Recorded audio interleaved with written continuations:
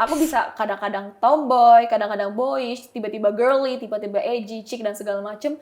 Aku bisa jadi semuanya gitu. Tapi yang membedakan aku mungkin aku lebih suka layering, main layering di baju, tumpuk-tumpuk, mau itu musim panas, musim dingin, aku suka layering.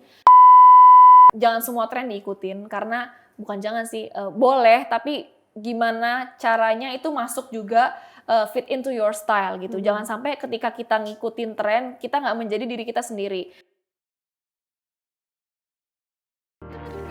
Ada cerita para puan. Dan kalau misalnya nih di pasaran gitu ya, terus kita kayak merasa, aduh nih kayaknya kok gue nggak ada yang cocok gitu ya. Kira-kira langkahnya enaknya gimana? Oh, kalau jadi aku selalu bikin baju sendiri biar nggak pasaran, ya nggak sih?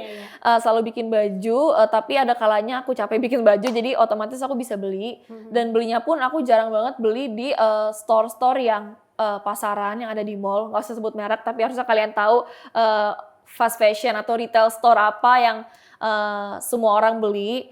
Aku sekarang lebih seneng belanja di lokal brand karena selain harganya yang murah, reasonable price, kualitasnya pun gak kalah bagus sama brand-brand luar. Jadi kalian bisa menghemat budget lebih itu dengan berbelanja di lokal brand gitu. Oke, nah ini ngomong soal local brand kan jadinya agak nyambung ya dengan usahanya Kavia sendiri gitu ya.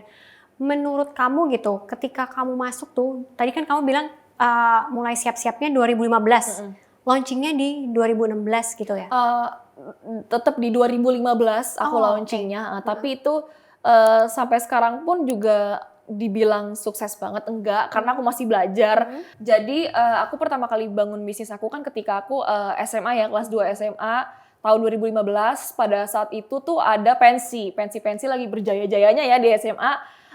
Pada saat itu ada namanya fashion dance. Fashion dance itu adalah cewek-cewek angkatan yang fashion show tapi ada dance-nya. Jadi kita mengkolaborasikan antara fashion show dan dance, jadinya fashion dance.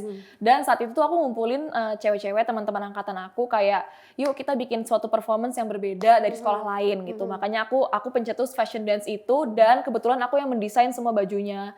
Dan pada saat itu cuma kayak tank top rock gitu, tapi aku aplikasikan dengan motif-motif tenun, bahan shibori dan lain sebagainya. Jadi dari situ banyak yang bilang dan banyak yang suka koleksi aku, terus kenapa nggak bikin brand aja. Terus akhirnya aku discuss terus sama orang tuaku. Mereka awalnya pasti dimodalin dong ya, karena aku belum punya uang juga pada saat itu. Dimodalin dulu sama ortu aku untuk bikin bisnis aku yang sekarang, dan lahirlah Art V Label, yang artinya art itu seni, V itu ya via, jadi seninya via maksudnya gitu. Tunggu. Kita mundur dikit gitu ya. Waktu bikin fashion dance itu, kan kamu bilang itu kamu yang ngedesain.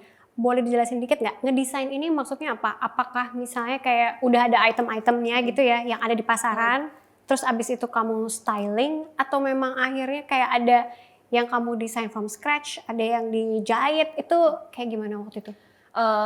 Aku kebetulan bisa gambar, tapi nggak jago, cuma bisa aja. Tapi kalau untuk desain baju juga aku asal-asalan, tapi modelnya kebentuk itu. Dan kebetulan di dekat rumah aku ada penjahit langganan yang emang dari kecil aku jahit sama dia. Dan untungnya dia ngerti apa yang aku maksud. Jadi aku benar-benar desain aja pakai pulpen atau pensil di kertas kayak Mas atau Pak saya maunya kayak gini. Terus alhamdulillah jadinya sama seperti yang aku mau gitu. Oh itu senang banget, kayak ada kepuasan tersendiri, kayak akhirnya bisa desain baju sendiri. Sebenarnya tuh kalau kalian tahu aku nggak bisa jahit. Banyak yang ngira aku bisa jahit karena aku bikin baju sendiri. Enggak, aku cuma otaknya aja, aku cuma dalangnya aja, aku cuma desain, tapi jahit dan segala macam aku serahin ke penjahit aku gitu. Karena sempat kepotong juga, aku sempat off bisnis aku pada saat aku kuliah.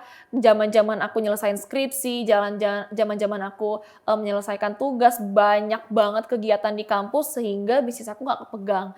Tapi alhamdulillah dengan banyaknya orang yang kayak nanyain, Kak kapan launching, itu mendorong aku untuk terus bikin inovasi produk-produk baru agar mereka bisa beli gitu. Kalau menurut kamu environment-nya sekarang gitu ya, apakah itu marketplace ataukah mungkin itu kayak harga bahan kali atau apa? Menurutmu industri fashion sekarang itu kayak gimana sih?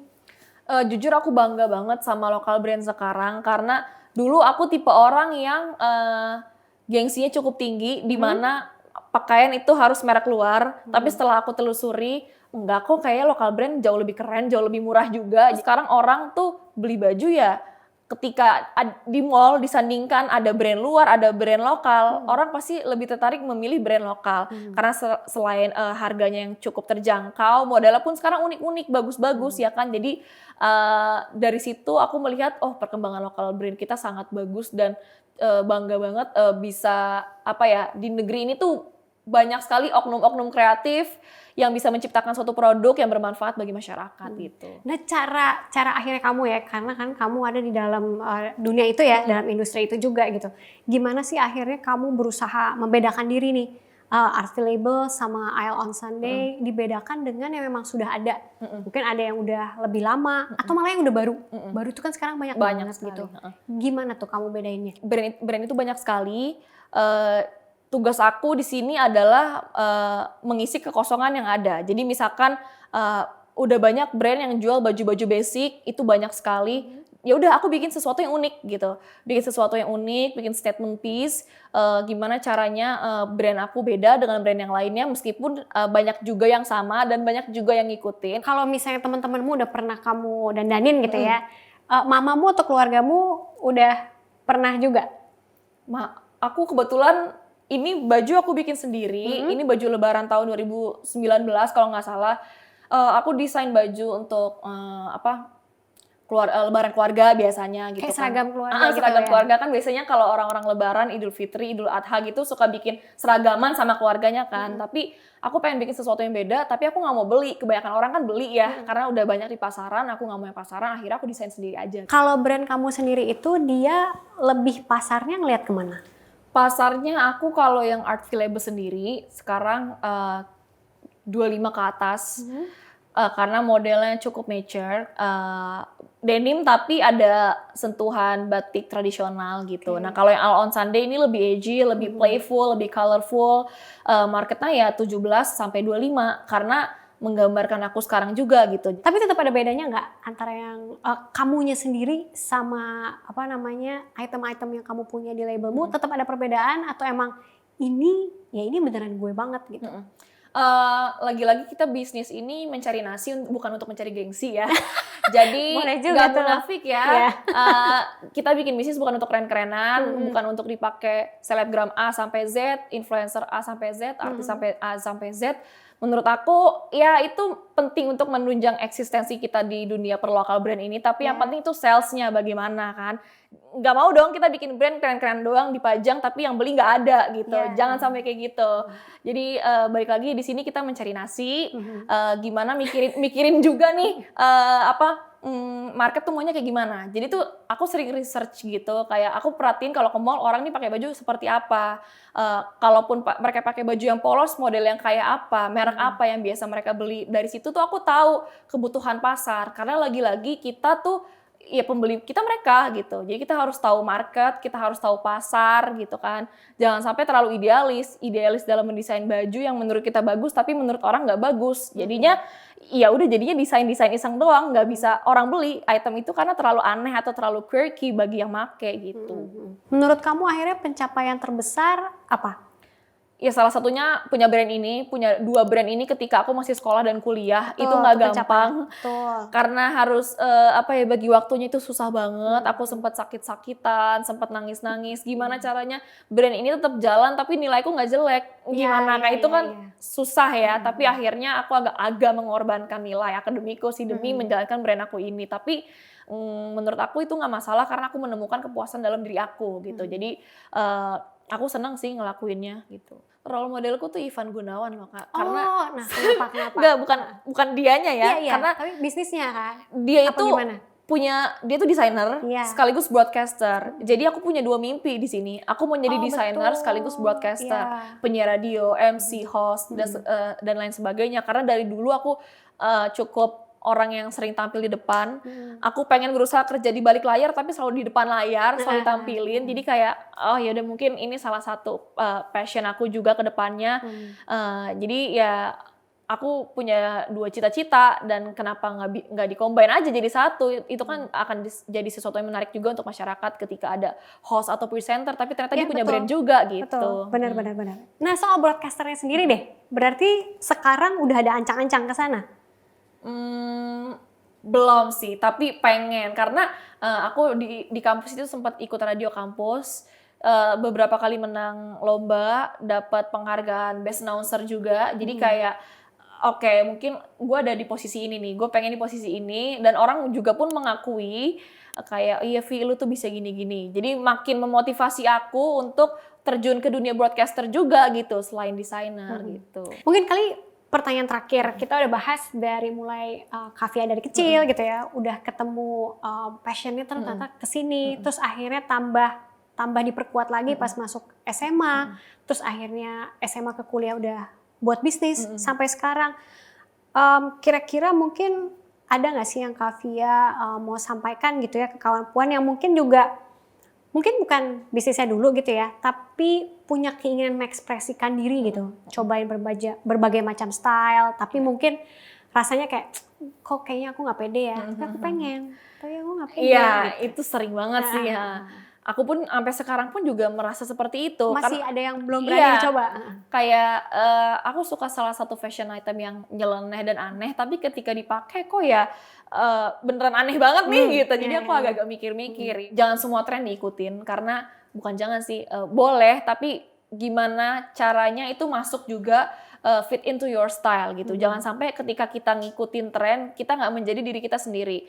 Kan sekarang tren tuh banyak sekali dan cepat berganti, silih berganti, tapi kayak banyak orang terus-terusan ikutin tren sampai dia kehilangan dirinya sendiri. Jadi kayak kita nggak bisa ngelihat nih kayak lo tuh apa sih sebenarnya gitu loh. Gaya lo tuh apa sih gitu. Karena sering berubah-berubah. Nah, aku nggak mau seperti itu. Aku pengen jadi tetap Alivia Yunita, tapi kalaupun ikutin tren ya yang cocok aja di aku gitu. Dan yang pastinya jangan takut untuk mencoba apapun sih. Karena lebih baik kita gagal tapi kita udah nyoba daripada kita nggak pernah nyoba sama sekali gitu.